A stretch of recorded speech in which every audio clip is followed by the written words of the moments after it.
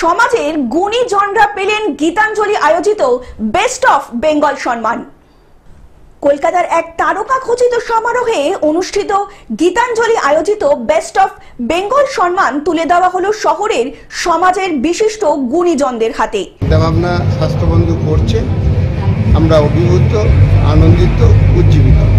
সমাজের বিশিষ্ট গুণীজনদের মর্যাদা দিতে এই অনুষ্ঠানের আয়োজক সুব্রত সিনহা সম্মান তুলে দিলেন Bengal National Chamber of Commerce ইন্ডাস্ট্রিজের সভাপতি অশোক কুমার বণিক, পরিবেশবিদ সুভাষ দত্ত, কলকাতা বিশ্ববিদ্যালয়ের ডিন আশুতোষ ঘোষ, জেআইএস কলেজের ডিন ভাস্কর গুপ্ত, পশ্চিমবঙ্গ এবং রাজ্য সরকারের রাজস্ব বিভাগের যুগ্ম অধিকর্তা অনুপম হালদার এবং সম্মান পেলেন অভিনেতা চিরঞ্জিত চক্রবর্তী, ইন্দ্রাণী দত্ত, সঙ্গীত শিল্পী ইন্দ্রাণী সেন, দাবারু দিব্যেন্দু বড়ুয়া, শান্তিনিকেতন মেডিকেল কলেজ ও হাসপাতালের কর্ণধর ডক্টর মলয় পিচ, অভিনেত্রী দেবশ্রী রায়, সহ সাহিত্যিক নৃসিংহ প্রসাদ ভাদুরী, তপন শাস্ত্রী সহ বিশিষ্ট জনেরাও।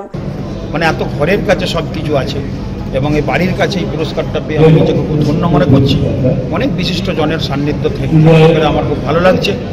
আর এই গীতাঞ্জলি আমাকে বহুত ভালোবাসে এবং আমার কর্মকৃতিত্বকে খুব গুরুত্ব দেয়।